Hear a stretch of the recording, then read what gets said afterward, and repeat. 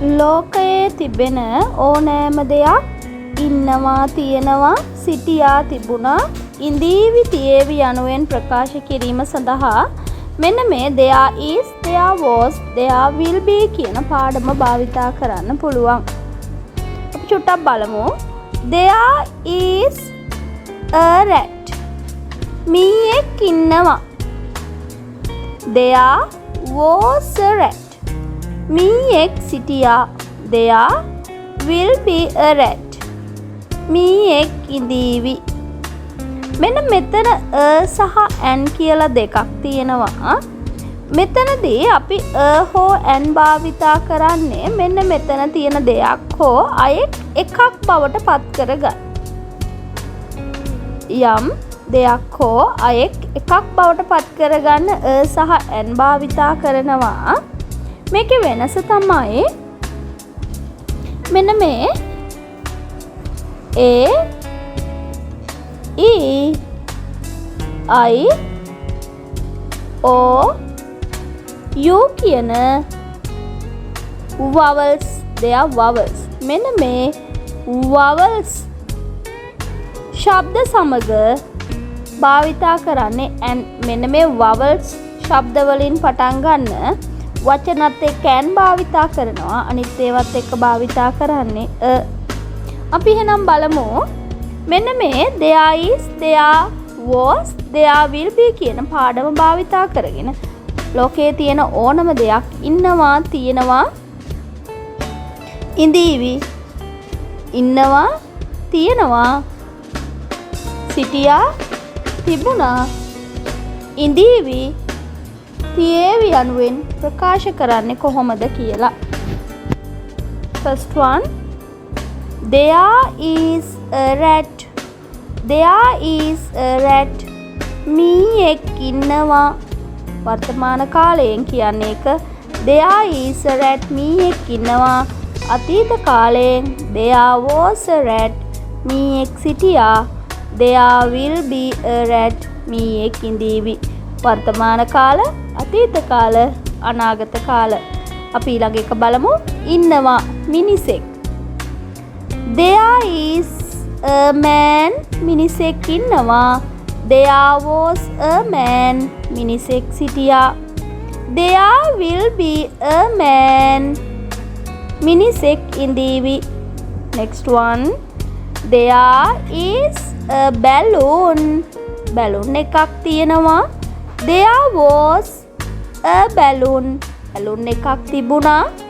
There will be a balloon. balloon එකක් තියේවි. There is a book.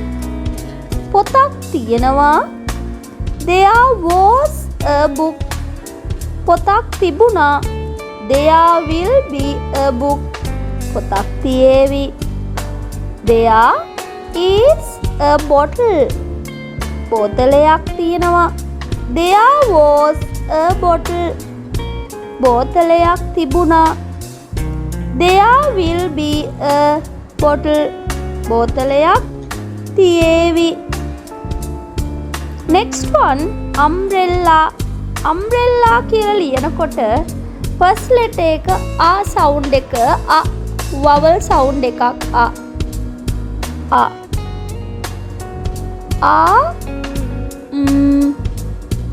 b r a l umbrella. umbrella කියනකොට first sound එක a umbrella. මෙන්න මෙතන තියෙනවා a කියන එක vowel sound එකක්. එහෙනම් අපි මේකෙදි භාවිතා කරන්නේ n කියන එක.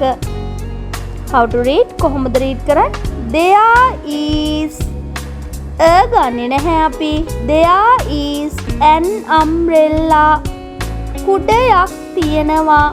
there was an umbrella. කුඩයක් තිබුණා. there will be an umbrella. කුඩයක් තියේවි.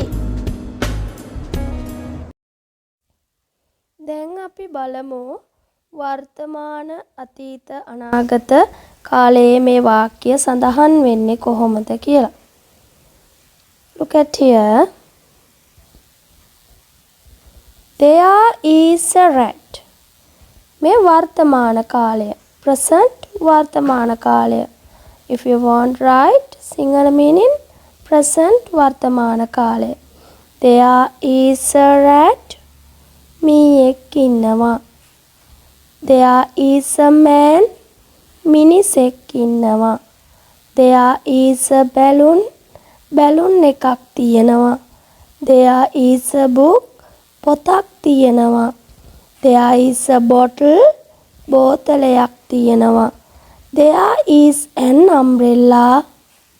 කුඩයක් තියෙනවා.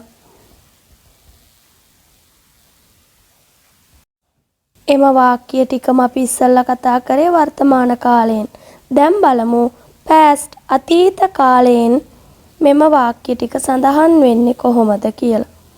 There was a rat. ඉස්සෙල්ලා තිබුණේ මෙතන is වර්තමාන කාලයි මීයෙක් ඉන්නවා කියලා වුණා. දැන් මෙතන තියෙන්නේ was එනම් past එකේ ඉන්නවා තියෙනවා කියන්න ගන්නේ අපි was කියන එක. There was a rat. මීයෙක් සිටියා. There was a man. මිනිසෙක් සිටියා. There was a balloon. balloon එකක් තිබුණා. There was a book. පොතක් තිබුණා. There was a bottle. බෝතලයක් තිබුණා. There was an umbrella. කුඩයක් තිබුණා. අනාගත කාලය. අනාගත කාලයෙන් වාක්‍ය ටික ලියන විදිහ බලමු. future අනාගත කාලය. There will be a rat. මීයෙක් ඉඳීවි. There will be a man. මිනිසෙක් ඉඳීවි. There will be a balloon. balloon එකක් තියේවි.